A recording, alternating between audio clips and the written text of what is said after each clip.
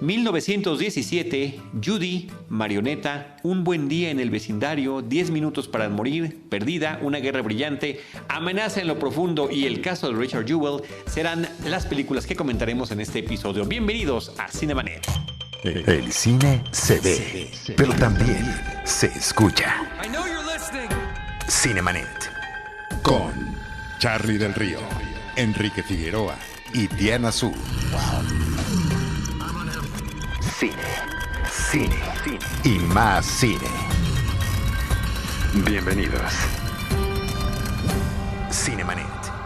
@Cinemanet en Twitter, facebook.com/Cinemanet, Cinemanet 1 en Instagram y Cinemanet 1 en YouTube son nuestras redes sociales. Yo soy Charlie del Río, les doy la más cordial bienvenida desde Disruptiva a nombre de Paulina Villavicencio y del equipo Cinemanet. Uriel Valdés en los controles y en la postproducción, y en esos micrófonos Diana Su. ¿Cómo estás, Diana? Eso soy yo, muy feliz siempre de estar aquí. Siempre me emociona además porque los títulos de los que vamos a hablar hoy están en boca de todos. Muy interesante. En boca de todos, muchos de ellos ya nominados a los premios Oscar. Ya nominados, así es. Todavía haremos nuestro especial antes de la entrega, que es también un clásico de nosotros, pero está bien que los platiquemos ahorita que están llegando a cartelera. Qué emoción, sí. Enrique Figueroa Anaya. Mi estimado Charlie, Diana Su, gente de Cinemanet, pues muy contento de estar en un episodio más. Pues vamos a arrancar directamente con la película 1917, que se está estrenando en la semana en la que grabamos este podcast. Espero que lo estén ustedes escuchando pronto, porque es una película que me parece vale muchísimo la pena, imprescindibles. Todas son imprescindibles para ver en pantalla grande, pero no sé por qué hay unas que lo merecen más que otras. Diana Su. Sí, totalmente de acuerdo. Esta idea de esto es una experiencia cinematográfica que tienes que disfrutar en la pantalla grande. A veces parecería que lo usamos de más, pero esta película en específico sí es para disfrutarse definitivamente en pantalla grande y en IMAX, si pueden hacerlo.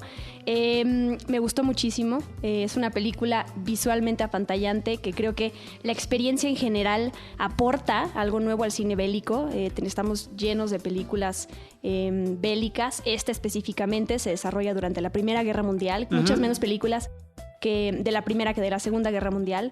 Y todo esto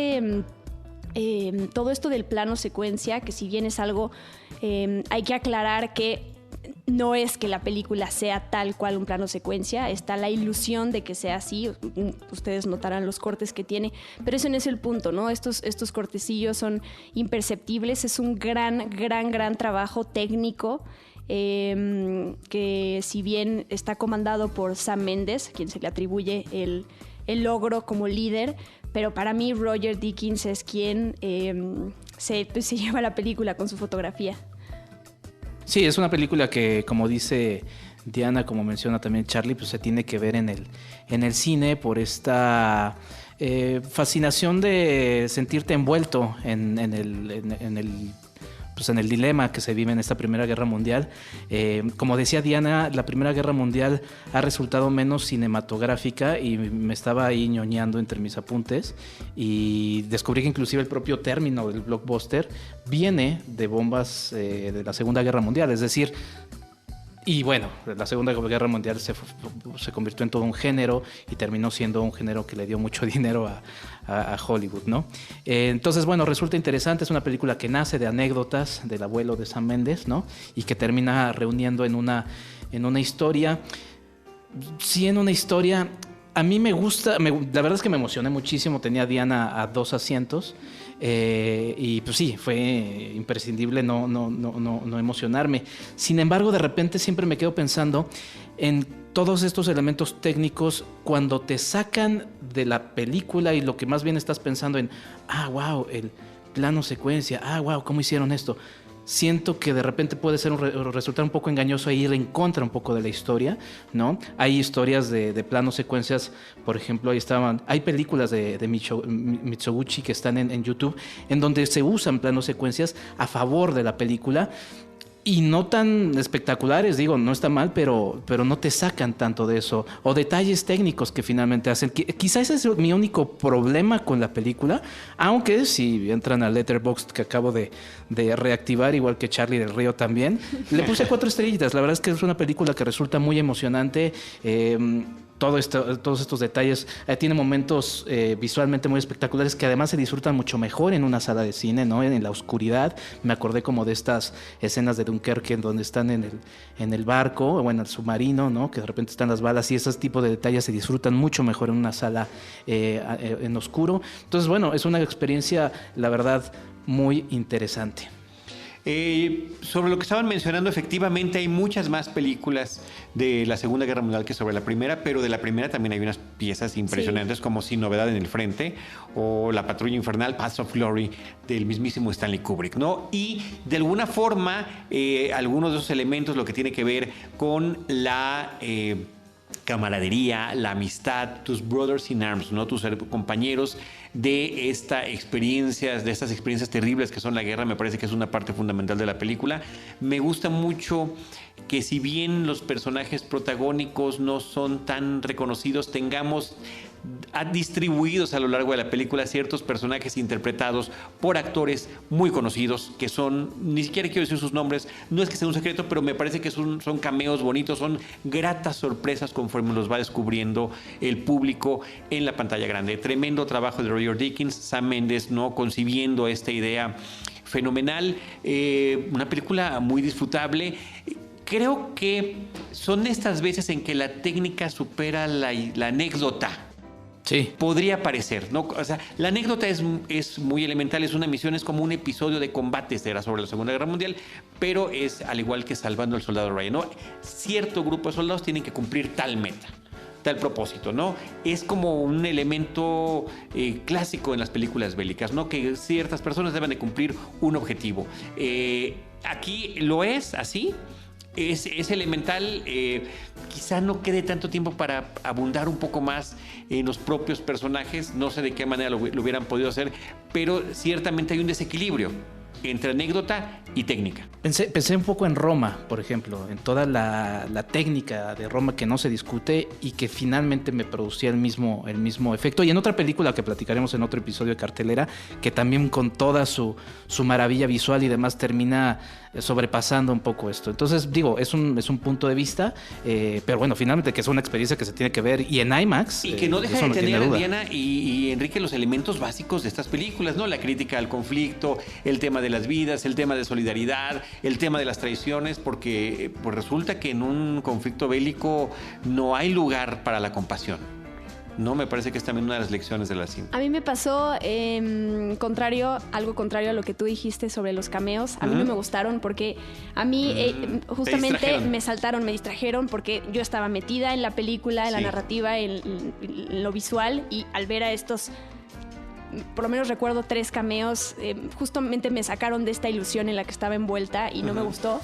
Esto que dice Enrique también me pasó, el estar de obsesiva buscando los cortes en la película. Creo que es algo que uno hace, no es que la película a fuerzas te lleve por ese camino, pero bueno, yo soy así y los busqué y los encontré.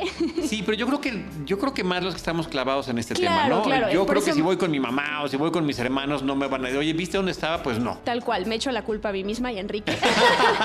y otra cosa que a mí me parece que funciona muy bien y que me parece que así tiene que ser la película es las actuaciones contenidas y de bajo perfil, ¿no? Son estos actores que lo hacen muy bien, no dudo de sus capacidades, pero no necesitan tener estas actuaciones, digamos, oscareables, ¿no? Que se echen a llorar y que haya una interpretación melodramática exagerada. A la Meryl Streep. No lo necesitan. ¿Sí? Y tampoco funciona. O la Violet Jones. Sí, también. Porque entonces se salen de la narrativa que quiere llevar la película, y yo sabía que Tom Holland iba a interpretar a uno de estos soldados principales, lo que no hubiera parecido un gran error. No, está bien que no lo haya sido, porque además eso es lo disfrutable y además también, entiendo que es el Star System ya plantado de muchísimos años en Hollywood, pero se disfruta y sí entras mejor en el juego. Sí, pero a mí no me saca. A mí es como, se me olvidaba que también podría pasar eso, ¿sabes? Y sea que padre que tal personaje sea fulanito. sí, yo me gustó, pero entiendo el punto. O sea, Ok. entiendo que te puede sacar de la película, ¿no? La música, ¿cómo la sintieron? A mí no me molestó, se No, está bien. criticando un ¿Hay poco alguna crítica con la música? tanto a Thomas Newman como a Randy Newman en Marriage Story, que a mí, la verdad, las bandas sonoras de las dos películas no me molestan. No, la verdad es que para mí acompañó muy bien y creo que es un elemento que se quiere mencionar, la música de Thomas Newman. Sí, a mí también me gustó rápidamente. Antes de grabar este podcast tuve la oportunidad de estar en una mesa redonda con otros críticos y ellos mencionaban sobre la música. Yo no supe decir mucho porque son unos de esos aspectos que a veces no te acuerdas y prefieres no decir nada porque no sabes cuál fue exactamente tu percepción, pero ya la vi 2 veces, 1917. Sí, me gusta mucho la música, creo que es muy atinada, creo que a veces es fuerte, a veces casi no se percibe, pero es parte de la importancia que le quiere dar en ese momento Sam Mendes a lo que estás viendo en pantalla, ¿no? Y que no distrae. Y que no distrae, tal Acompaña cual. muy bien, pero no distrae. Tal cual. Eso también es La intención. Es un mérito importante. Pues ahí está 1917 de Sam Mendes. Creo que ya al fin Roger Deakins, que merecería muchísimos Oscars por su trayectoria, al fin lo va a tener. No veo que pueda suceder de otra manera, pero eso ya será tema de otra historia.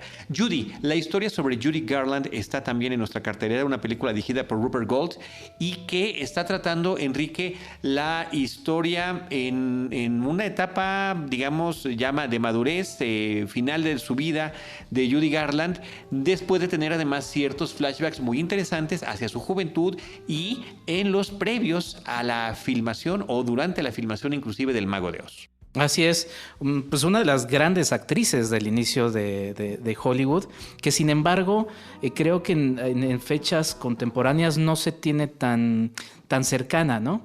Sí es una película, por ahí leí a algunos colegas que criticaban esto de que pues es una película hecha para que la actriz pueda ser nominada y ganar un Oscar. Bueno, pues de esas están saturadas las nominaciones al Oscar, entonces no creo que esa sea una queja tan válida.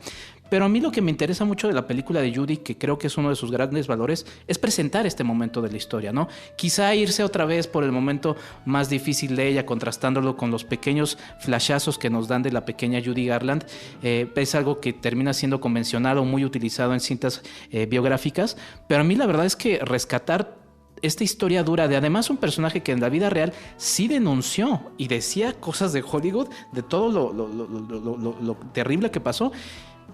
Digo, no es un spoiler, es una industria que la terminó matando a ella misma. Entonces, creo que rescatar esto en los tiempos, sobre todo en los que vivimos, es muy interesante. Bueno, ahí está el juicio a Weinstein y pues ahí tenemos al señor Meyer, ¿no? Uh-huh. Entonces, creo que por ese valor es muy interesante. La actuación de Renée Zellweger, estupenda, digo, le queda perfecto, inclusive hasta por estos cambios físicos que tuvo, le queda perfecto el papel a ella. Y ya, fuera de eso, sí creo que es una película pues mediana, ¿no? Pero por este elemento yo la rescato. Diana Su. Sí, yo creo que la película es Renée Zellweger, su actuación lo es todo, toda esa fragilidad que transmite es maravillosa.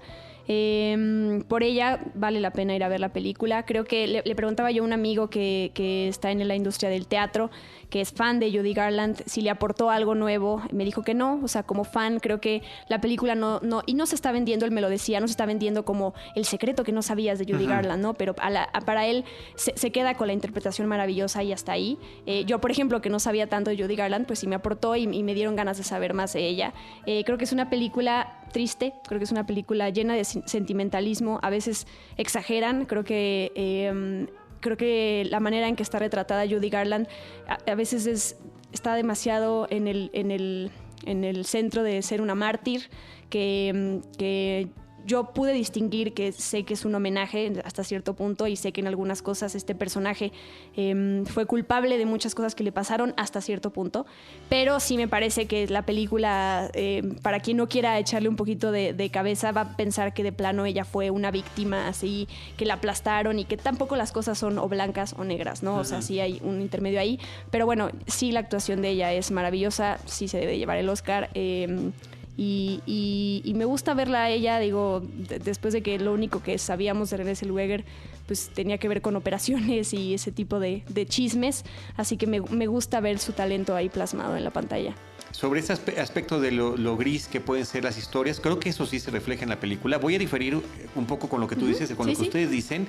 A mí me gustan mucho las películas que son sobre el cine. el cine dentro del cine me parece siempre apasionante. Entonces, cuando estamos atisbando en lo que podría supuestamente ser el set de Yellow Brick Road del Mago de Oz, me parece encantador. El terrible sistema de estrellas, el Star System, cómo funcionaba con Louis B. Mayer a cargo de la Metro-Goldwyn-Mayer y su presencia literal y físicamente imponente sobre esta chica jovencita, la forma en la que la trataban, que la obligaban a trabajar constantemente. Me parece que esa denuncia en esta película es muy interesante y que explica el comportamiento adulto del personaje que estamos viendo interpretando por Renée Zellweger. En lo que tiene que ver con la actuación, yo estoy apesumbrado por inclusive hasta por la nominación.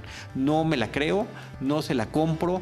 Cuando estoy viendo sus expresiones, estoy viendo a Derek Zoolander, a Renée Zellweger con sus operaciones en este siglo XXI, haciendo caras de Zoolander cada que algo está sucediendo. De verdad que eso me saca más de la película que cualquier otra cosa de las que hemos mencionado. Que los por ejemplo, cameos en 1917. Que los cameos sí, totalmente. Cada que hace así, y que de verdad que pero la historia me parece conmovedora. Me gusta mucho la forma en la que es narrada a través de estos flashbacks, ¿no? Como es un recurso muy socorrido, pero que me parece que funciona perfectamente bien para entenderlo. Rufus Sewell, Michael Gambon en esos papeles secundarios me parecen muy bien. El tema de que veamos a una jovencita, a su hija, Liza Minnelli, en algún momento, y las secuelas de toda esta parte de las exigencias que vivió en su infancia y juventud, ¿no? Y cada que la llamaban al escenario, decir, es que desde que tengo 2 años quieren que me ponga a cantar, ¿no?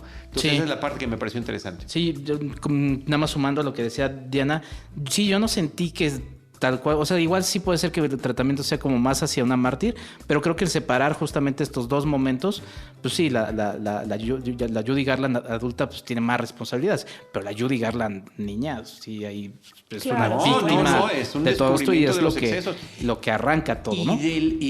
Y de la falsedad, de la simulación. Sí, sí, sí. Su fiesta, su cumpleaños, su cita, todo es mentira. Sí. Todo es una... Y un elemento que me gustó mucho fue la introducción de los musicales como parte también de no tan bien hechos como una de las olvidadas en las nominaciones, la película de Rocketman, pero sí introduce los musicales en momentos en los que la película quiere decir algo y pues eso también vale mucho la pena. Por cierto, si quieren ver a la Judy Garland original también haciendo una crítica, pues está la versión de Nace una estrella, ¿no? Que ella hace, en donde hay momentos en donde también hay una crítica un poco ahí al Star System de Hollywood muy interesantes. Oigan, y de esta película, insisto yo, los personajes alrededor de ella, como esta pareja, estos dos fans que la conocen. Eso es un regalo para la comunidad, ¿no? Me parece fabuloso. Sí. Y un regalo para la comunidad. ¿Perdón? Para la comunidad LGBT. No, es un regalo para cualquier ellos, ¿no? fanático. No, de decir que tengas tú una posibilidad así, independientemente de todos esta lectura que le estás dando, me parece que es sensacional. No, tener un momento íntimo con alguien a quien tú admiras de esa manera, me parece sensacional. Lo decía porque la comunidad la adoptó mucho a ella también como una figura, ¿no? Entonces, por eso lo leí así. Muy bien, pues ahí está Judy. En cartelera también. Marioneta es una película de la que ya hemos platicado, tuvimos inclusive una charla con Álvaro Curiel. Es una película que trata sobre un cubano en México, actor que ante la falta de la oportunidad que se le había prometido en una obra teatral, de una manera casual, termina ayudando o guiando, orientando, dando clases a la gente que de manera organizada está pidiendo caridad en los vagones del metro para poder hacer más sólidas sus mentiras y sus historias. Diana. Sí, es un drama con tintes ahí de comedia que yo disfruté, la verdad, y se lo dije al director cuando lo tuvimos aquí. No me gustaba el título, no me parece un título que no llama la atención y a veces eso ayuda o no a que decidas si vas a ver una película. Yo sí recomiendo Marioneta, la verdad la disfruté. Creo que como empieza, no acaba en el sentido de no... De repente se le va el piso a la película, se vuelve como muy, muy idílica y siento que desperdicia ahí algo que pudo haber hecho con pues irse por otro lado, ¿no? Todos estos personajes que vemos en el metro y cómo los entrenan para contar mejor las mentiras que dicen. Me parece ahí que había un material y carnita para desarrollar que de repente se pierde. Y Juan Manuel Bernal es un actor que me encanta, disfruto cada vez que lo veo en algún lado y le quiero seguir la pista. La verdad, aquí está muy bien. Y tantas cosas en las que está participando. Actualmente cosas. lo puedes ver en Monarcas en la televisión, lo ves aquí en tal o cual película. Qué padre que esté, ¿no? Sonora, sí. Recientemente de una película que hace unos cuantos meses estuvo en cartelera. Que está en Netflix, entre paréntesis, para que la vean, la de Sonora. Ahí está. Entonces, bueno, y yo diría también lo mismo de Fátima Molina. Me gusta verla en un papel mucho más protagónico. La hemos visto en diferentes películas. Participa mucho en televisión, pero bueno, Sueño en otro idioma es una de las películas donde ha participado, pero me parece que aquí tiene un rol que le da mucho juego, porque como su personaje es justamente de los que tienen que mentir y tienen que saber mentir bien y tienes que verla mentir mal, me parece que ahí en ese sentido Curiel logra explorar, ¿no? Lo que ella nos puede presentar con esta historia. Pues bueno, interesante, me parece que sin querer, porque además el director nos lo dijo que fue sin querer, es una película que hace una buena dupla con la película previa del director, que es Acorazado, porque aquella película trataba de un mexicano en Cuba y esa película trata de un cubano en México. Estaba platicando con Diana Su después de la entrevista que le hicimos a Álvaro Curiel sobre Juan Manuel Bernal. Chequen una película que se llama Obediencia Perfecta, que ya cumplí 6 años 2020, que creo que también es una de las muy buenas actuaciones de Juan Manuel Bernal, a pesar de que la película se queda ahí un poco corta con su denuncia, pero sí cuando se pone de malo hay que tenerle miedo. Es bueno para ser malo. Pero sí ha podido tener esa transición entre personajes buenos y malos, ¿no? Antagónicos. Entonces me parece que eso es un mérito interesante. Pues ahí está la película Marioneta de Álvaro Curiel, otra película que está en cartelera, muy recomendable, que para mí resultó una sorpresa muy grata. Tenía pocas ganas de verla, debo admitirlo, como cinéfilo. Hay películas, tenemos la obligación, Enrique, claro. Diana Su, la verdad, de que cada semana tenemos que estar viendo películas y hay unas a las que vas con mayor interés que otras. Muchas. Obligado, Charlie, dilo, obligado. Un buen día en el vecindario la vi así como tarea. Te obligué yo.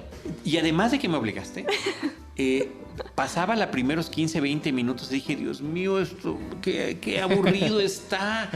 Un buen día en el vecindario es una película protagonizada por Tom Hanks que trata sobre un personaje de la vida real, un presentador de programas infantiles que durante mucho tiempo estuvo en la televisión estadounidense, ubicado en Pittsburgh, y que la historia ubicada en los 90s. Pues el programa de él se emitió entre 1968 y 2001.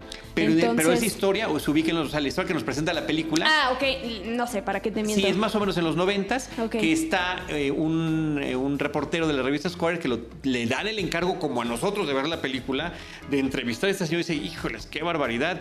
Y cuando lo conoce se da cuenta que es un hombre que es toda bondad. Y cuando alguien es toda bondad, por supuesto que tienes la suspicacia de que eso pueda ser o no cierto. Claro. Y me parece que este descubrimiento que hace el reportero con el hombre que está entrevistado, interpretado por Tom Hanks, es uno de los aspectos muy disfrutables de la película. Sí, Tom Hanks nominado a mejor actor de reparto. Tan buena es. Pobrecito. Ya lo cambié de categoría. Ya mencionaste que este personaje es de la vida real, pero Fred también Rogers, Fred Rogers, este distinguido presentador, y el periodista que interpreta Matthew Rice, uh-huh. que también es de la vida real, es un periodista, como ya dijiste, de Squire, que le tocó la tarea obligado. Pero parece que no es propiamente pero o sea, sí sucedió eso. Pero, y de hecho tiene el personaje es otro. El personaje se llama Lloyd, en la vida real este periodista se llamaba de otra manera, o sea, uh-huh. Es un personaje adaptado, sí. Pero vamos, la historia de la entrevista sucedió. Es una feel good movie completamente, para salir contento del cine, para salir motivado, con mucha esperanza por la humanidad. ¿Sí? Sí. A mí lo que me sucedió es que no se me hizo creíble este salto que da el personaje de Matthew Rice de su odio al mundo, de todos los traumas que él tenía de chico y la relación tan nociva que tenía con su papá, a cómo él, como a partir de un par de conversaciones que tiene con Fred Rogers, empieza a ver el mundo de diferente manera. A mí me perdió en esa transición. Creo que ese es el punto. Creo que ese es el punto de la película. Creer eso o no, es posiblemente creer o no en la película. Claro. ¿No? Perdón, ya chequé, está ubicada en 1998. 98. Por eso es importante. La película toma elementos narrativos propios del programa de televisión que tiene Fred Rogers. Entre ellos, principalmente, que ocupan un lugar protagónico, son las maquetas con las que él presentaba sus programas. Entonces aquí se crean esas maquetas y, por ejemplo, cuando se van a Nueva York los personajes, se ve la maqueta de Nueva York con las Torres Gemelas.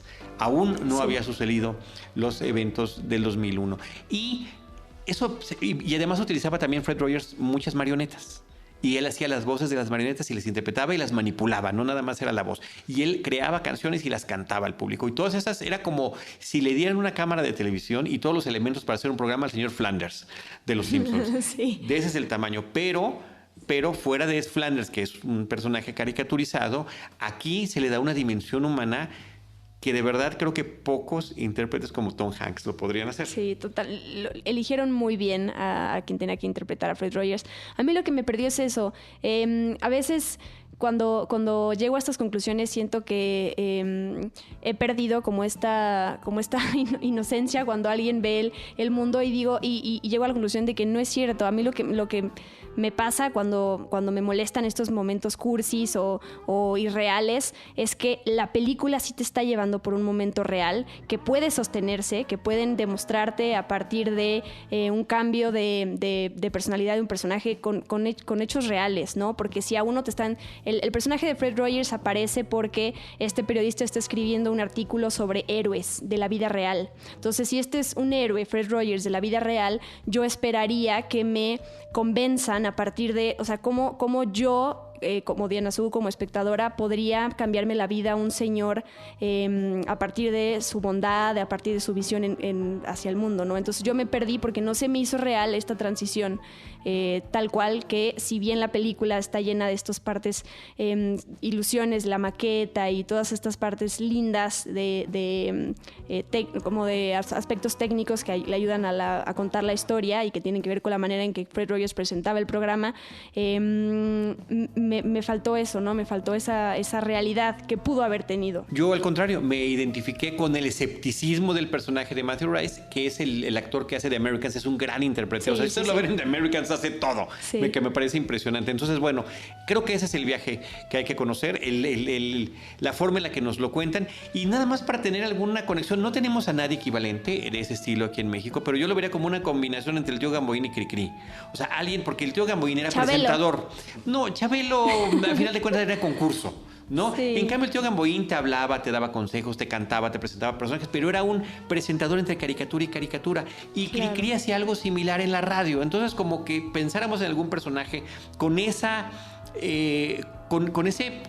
capacidad narrativa, con esa capacidad creativa y que además con esa bonomía, con esa bondad que quiere transmitir ciertos mensajes al público infantil, porque suena trillado, suena ridículo, pero sí, el futuro siempre está en la infancia y en la niñez. Así que bueno, yo la recomiendo muy ampliamente. Mi única inquietud, ya al final, ya vi Enrique un poco desesperado para hablar de la siguiente película, es que Tom Hanks es tan bueno para ser bueno que le falta el reto de ser malo. Es increíble para interpretar personajes y que se los crees y se los compras. Me gustaría verlo en alguna película. Lo más malo que ha hecho quizás sea Road to Perdition de Sam Mendes, curiosamente, donde es un gángster pero que se vuelve bueno, ¿no? Que es capaz de sacrificarse por un niño.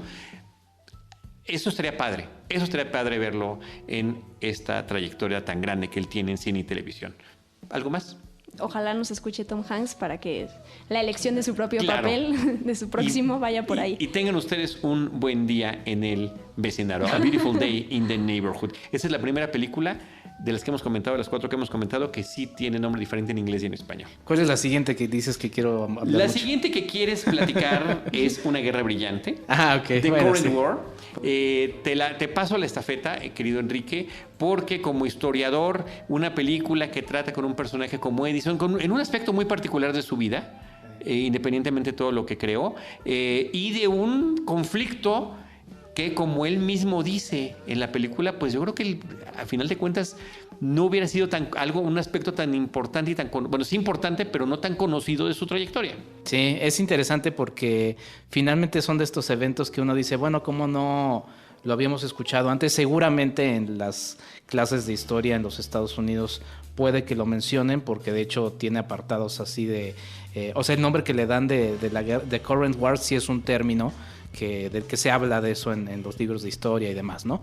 Pero pues también debería ser algo a nivel mundial, porque finalmente es algo la guerra de la corriente eléctrica. Exactamente, ¿no? exactamente. Entonces, a lo que veo es que pues sí debería también hablarse, porque es algo que finalmente impacta a nivel mundial. Lo que me gustó de la película, que hay que decirlo, y ahora que mencionábamos al señor Weinstein, es una película que estuvo enlatada durante 2 años, justamente porque cuando surge todo el escándalo de Weinstein, pues era una película que él producía, entonces como que dijeron, vamos a... No es un buen momento para sacarla. Exacto. Y bueno, pues ahora que está el juicio, pues dijeron que sí. Entonces, bueno, pues está... a mí lo que me gusta es justamente lo que decías, Charlie.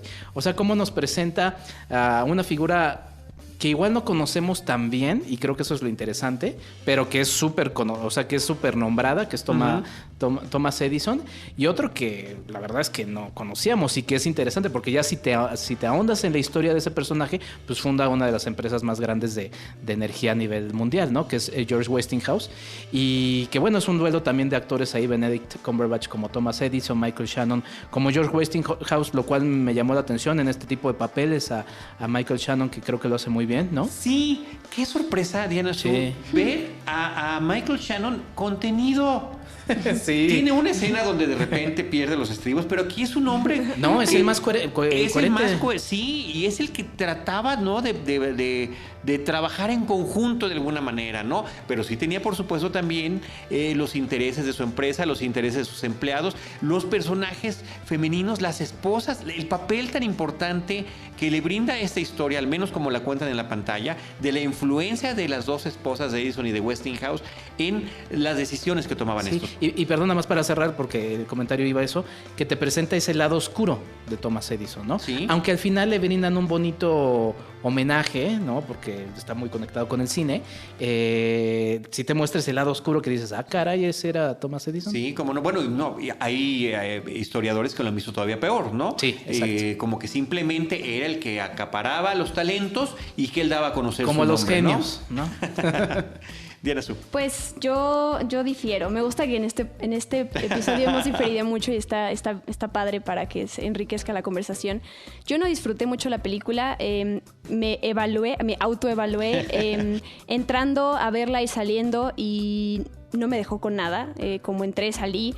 Yo sabía de estos nombres, sé que eran unos grandiosos inventores y que están relacionados con la electricidad. Básicamente, si así resumo lo que yo sabía de ellos, y con eso salí. Creo que es una película que intenta abarcar tantos aspectos positivos, claro, de la vida de estos 2 grandes de la electricidad, que no te deja con nada. Cuando hice mi crítica dije, el que mucho abarca, poco aprieta. Así me quedé con esta película. De repente se van a lo de la silla eléctrica, de repente está lo de la familia. Que fue, me sorprendió eso. Sí, eso me gustó. Se descubre cómo aprovechar la electricidad, y lo primero que piensan es, vamos a utilizarla para matar gente. Sí, la mentalidad de las personas. De la humanidad. Eso es un aspecto que me gustó, pero fuera de eso, no me dejó, salí igual de la película. Ahora, está llena de muchos términos técnicos, entonces la verdad es que también por ahí te puedes perder, ¿no? Yo la verdad es que iba deteniéndome y apuntando, y pues sí, o sea, es una película que no sé quién lo puso, Charlie, si tú o Alex Alemán, que la disfrutarían mucho los ingenieros, ¿no? Sí, fue el ingeniero. Entonces, pues sí, pero sí es una película que tiene muchos términos que te hacen perderte. Por ejemplo, hay una discusión sobre la corriente alterna o la corriente directa. Y no sabes cuál es el asunto. Todavía no lo he investigado. Estaba ahí en Wikipedia tratando para entender. Entonces, sí, esas cosas igual te pierden. Oye, Nicholas Hoult como Nicholas Tesla me parece padrísimo. Y hasta Tom Holland. Tom Holland, me encantó Tom Holland en la película. Me encantó su personaje. El asistente, secretario, ayudante de Thomas Edison. Genial. Genial. No, la disfruté. Fíjate que mientras más la pienso, más me gusta Diana Su. Qué bueno. A mi papá le encantó. ¿Ya ves? Y me gustó porque alguien me dijo como de hoy, después de dar mi crítica en mi video de los viernes, alguien me dijo, híjole, ya me mataste la esperanza, cosa que odio hacer porque yo solo doy mis opiniones. Claro. No pretendo que alguien se decepcione por una película a partir de lo que yo dije, pero le contesté a esta persona, a mi papá le encantó. Si eso te sirve de referencia, tómala, porque pues, hay diferentes opiniones. Pero sí referencia, porque resultó que el año pasado como que tu papá recomiendo muchas cosas que a la gente le gustó, ¿no? Muy bien. Entonces ahí está Diana. Mi papá me enseñó todo. Es un buen termómetro. Yo uso a mi hijo, Diana usa a su papá. Muy bien, claro. vamos a utilizar a las diferentes generaciones. Pues ahí está The Current War, una guerra brillante que afortunadamente ya lleva un par de semanas en cartelera en el momento que estamos grabando este episodio. Por otra parte, Diana Su, Amenaza en lo profundo, Underwater, parece que es una película que te sorprendió gratamente. Sí, digo, quiero aclarar que no es una película que trascienda más allá de la hora y media que dura. La pasé bien y me entretuvo y hasta ahí. Ya la olvidé casi, pero me la pasé bien esa hora que estuve en el cine disfrutando este thriller. Es tal cual mucha gente la ha descrito como Alien en el mundo submarino, ¿no? Hasta hay estas criaturas. Es una película que la acción empieza a los 3 minutos, lo cual me parece un gran acierto porque hay veces que cuando una película de acción te está prometiendo que va a haber momentos de acción y se tardan en llegar a ellos mucho tiempo, pues te desespera. Esta a los 3 minutos ya tiene ahí explosiones, entonces la disfruté. Es una película que además te muestra estas criaturas monstruosas, marinas. A mí me gusta cuando es difícil luego lograr que algo que no se ve, ¿no? Estos monstruos que sabes que están ahí, pero no te los ponen a cámara porque no sabes cómo se ven o no les quieren crear una apariencia. Tiene su mérito, pero a mí me gusta también cuando te presentan a la criatura, que hubo un diseño detrás. Aquí te presentan a muchas criaturas, lo disfruté. Y yo soy muy escéptica y muy, pues no voy a decir detractora, pero no me gusta la actuación de Kristen Stewart, no me gusta en general, si tiene ahí tendrá una que otra película, y aquí la disfruté. Igual me parece terrible que mucha gente destaque la película porque Kristen Stewart pasa varios minutos en calzones corriendo por la película. Pues sí, ¿no? Pero a partir de eso no puedes sacar una opinión. Ya mucha gente está tomando nota, ¿ya ves cómo eres? Tal cual, pero bueno, quiero decir que es algo que se dijo. A mí me gustó por la acción que tiene, por los momentos de suspenso en donde no sabes si el personaje va a sobrevivir o no, funcionan para mí. Entonces, para mí lo que vende la película, lo que promete te lo da, ¿no? Acción, suspenso, y si los personajes sabes tan poco de ellos, sabes que uno tuvo un novio y la otra, el otro con su hija se murió, entonces sabes tan poco de ellos que la realidad es que no te importa si se mueren o no, okay. Que eso es muy triste, pero lo que tú vas a ver es acción y suspenso y ahí está. Ahí está, Underwater, Amenaza en lo profundo. Bueno, de esa película nos vamos a una que se llama 10 minutos para morir. No podemos pasárnosla, ¿no?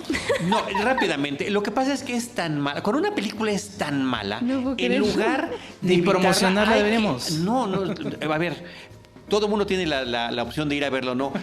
Pero llama la atención. Tenía mucho tiempo que no veía yo una película de Hollywood pero tan mala. Yo hasta pensé, ¿será que le hicieron favor a algún director Nobel? Es el hijo de alguien. No, es un hombre que lleva varias películas trabajando. Ya ha trabajado con Bruce Willis, que Bruce Willis tiene un papel secundario en esta película. El actor principal es Michael Chiklis. Michael Chiklis, que tuvo una serie exitosísima en la pantalla chica, sensacional. Bueno, ahorita de los dos no haces uno, son como las únicas figuras reconocibles de la historia. Es una cinta que trata de hablar sobre un robo de un banco, así tratando de hacérsela inteligente, cuando en realidad es un error tras error. Es hipnótico lo mala que es la película. Hasta Bruce Willis, que es tan carismático en pantalla, se ve mal. Mira, o sea, esto no puede pasar tan fácilmente. Hay que tener un talento especial para que algo salga tan mal. Tú también la viste y algo debes de decir. Es que es de esas películas que antes, cuando salían en video, era directo para video. Estas son para camión, la verdad. O sea, no, y ves la filmografía del director y son películas así que la verdad se ve que son olvidadísimas, ¿no? Bruce Willis fue a cobrar su cheque y ya, se nota. A mí lo que me llama la atención es la promoción en México, porque la primera figura que ves es Bruce Willis y claro, lo ves 10 minutos hablando por teléfono, ¿no? Sí. Con su agente de cómo puedo salir de esta película o cuánto tengo que quedarme, ¿no? Y Michael Chiklis fue actor de la serie de S.H.I.E.L.D., que me parece que es una de las cosas más importantes que nos ha entregado la televisión contemporánea, sobre todo hablando de personajes que están vistos desde el punto de vista del villano. Es un policía corrupto que, para entender qué tan corrupto es, en el episodio piloto mata a un policía encubierto para tratar de evitar que lo descubran. Pues 90 minutos para olvidar, ¿no? Desafortunadamente, o si quieren risas involuntarias, existen, están allí en la pantalla esperándoles. Está YouTube. Sobre todo con los personajes, con todos. pero particularmente hay un personaje que es cleaner, limpiadora, ¿no? La que se encarga de limpiar todos los rastros, que es completamente terrible esta película. Adiós. Yo quiero decir que yo sí rescato algo positivo de las películas malas siempre, y es que tengo yo mi lista de lo mejor y lo peor del año. Entonces, cuando yo tengo material para meter en lo peor del año, me entusiasma. Ahorita que hay esa polémica entre que estamos acabando o empezando la década, esta le puedes poner en las 2 décadas. Te sirve para, no del año, sino de las 2 décadas. Y hay películas malas más interesantes. Sí, pero esa es mala. Su calidad de maldad es tal que sobresale. En fin, listo. Ahí está la película. De ahí nos vamos a ir con la película Perdida. Enrique, ¿de esta sí quieres platicar? La película Perdida, sí, yo sé cuál cine es. mexicano. Sí, que de hecho les hago el anuncio rápido. He estado grabando unos videitos para Cinemanet, en donde lo llamé Jueves de Cinemanet, y fue el primero que lancé. Pues un thriller de suspenso. Tuvimos a su director Jorge Michel Grau, interesante, donde sí hay un giro de tuerca que resulta fundamental para el disfrute de la cinta, pero que no, lo decía en esa entrevista, creo que no es todo de la película. Es decir, la película está llena de otros momentos, y pues musicalmente me parece interesante. Quizá, y lo platicaba, la actuación de José María de Tavira, híjole, nunca es el eslabón más flojo de la película. Sí. Eso no hay ninguna duda en absoluto. Una película que tiene una impecable manufactura, un guión muy interesante. Es un remake, pero me parece que una está película muy colombiana. bien elaborado. Y muy buenas las actuaciones femeninas. La utilización de la residencia, muchas cosas, casi toda la película transcurre en una residencia. La casa es un personaje más. Un buen uso de la sala en Nezahualcóyotl, me encantó verla en la pantalla. Que decía que era la primera vez que se filmaba dentro Jorge Michel Grau. Sí. Entonces, pues una película interesante, entretenida, sobre todo, que creo que es lo que vale la pena, y que además le fue bien en taquilla, que también hay que decirlo. Tercer lugar, tal cual. Sí. Yo en su semana de estreno. Sí, tal cual, la primera semana. Yo la disfruté mucho. Creo que es una película completamente cautivadora para los fans del género que están esperando estar al filo del asiento, como se dice. Estos giros en la trama que vale la pena no mencionar, y que de hecho no mencionamos en la entrevista con Jorge Michel Grau, porque sí son muy disfrutables cuando conoces el desenlace de la historia. Es una película que tal cual, ¿no? Mucha gente tiene este prejuicio de película mexicana, ya bajó un escalón, y si no se mencionara eso, para quienes lo usen de manera negativa, es un gran thriller, ¿no? Sí, claro, es mexicano, sí, y con orgullo lo decimos, pero para aquellos escépticos es un gran thriller, y punto, ¿no? Si alguien tiene alguna duda, llévense una grata sorpresa en la pantalla grande. No puedo ser más enfático de la experiencia que me tocó. Yo tardé, el día que la fui a ver a la función, tardé 1:30 en llegar al cine por el tráfico. Estaba echando chispas, desesperado. Me consta. Y la película me transformó. Sí, y destaco a Cristina Rotlo y destaco a Paulina Dávila. Sí. Y como lo dijo Enrique, y lo decimos de manera totalmente respetuosa y sin meternos en la persona de Tavira.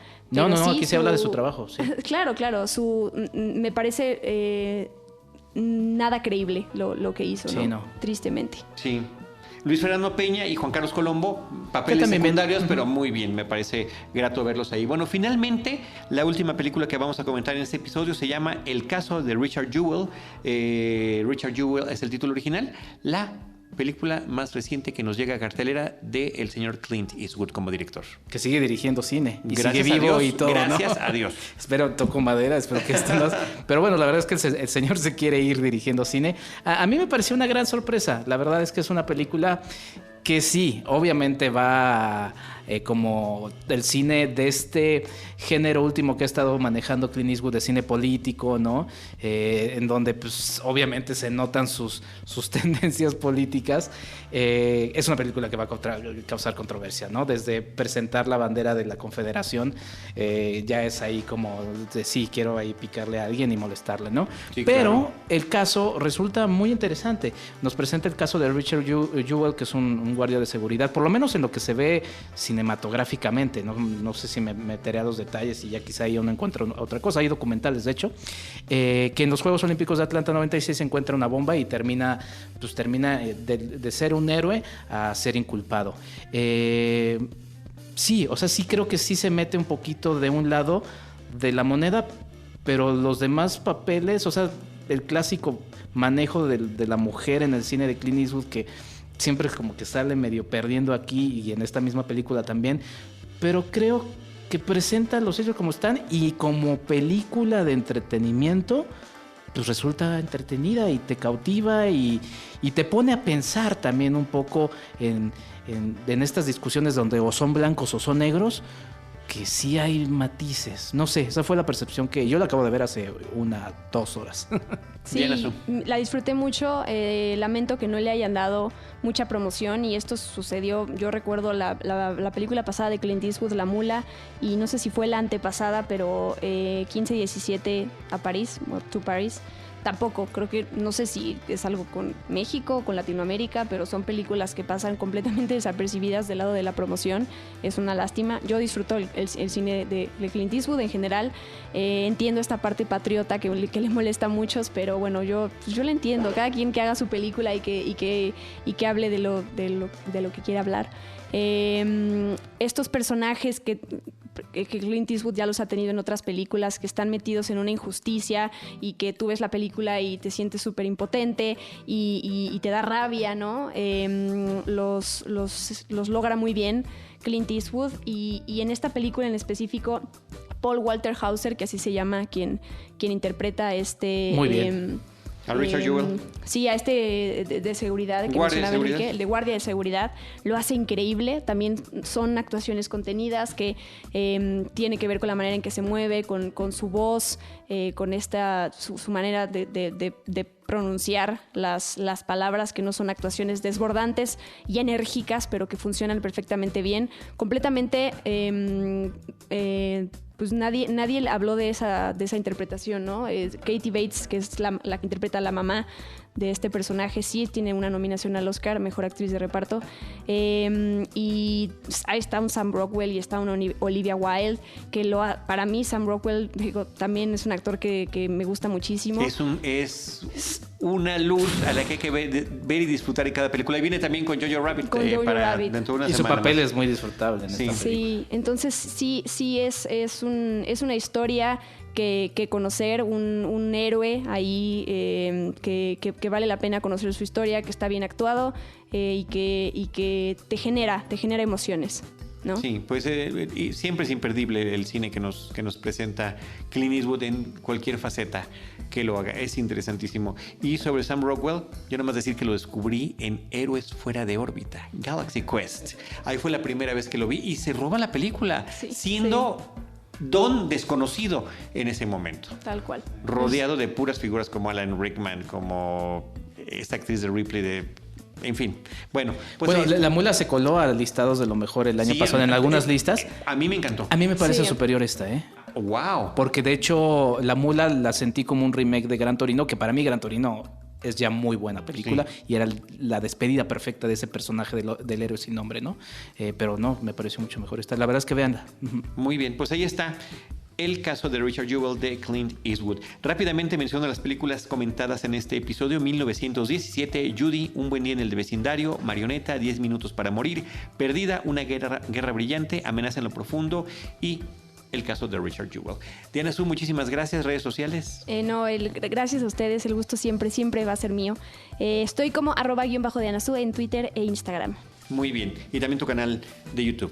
Pero es que siempre digo, llegan a ese a partir de estas redes sociales. Perfecto. Enriquefa86, ahí seguimos hablando de cine. Los jueves estaré subiendo un video de Jueves de Cinemanet en Twitter y también les estoy mandando por ahí unos hilos pendientes de las precuelas, ¿no? Ah, sí, te estás desatado. Estoy desatado. Estás desatado con tus hilos sobre las precuelas de Star Wars, muy interesantes y despertando ciertas polémicas. Muchas gracias, Enrique. Gracias, Uriel Valdés, nuestro productor y postproductor. Yo les doy las gracias a todos los que nos han acompañado hasta este momento. Recordarles que yo estoy como @Charly del Río y que nosotros les estaremos esperando en nuestro próximo episodio con cine y más cine. Esto fue Cinemanet con Charly del Río, Enrique Figueroa y Diana Su. El cine se ve, pero también se escucha.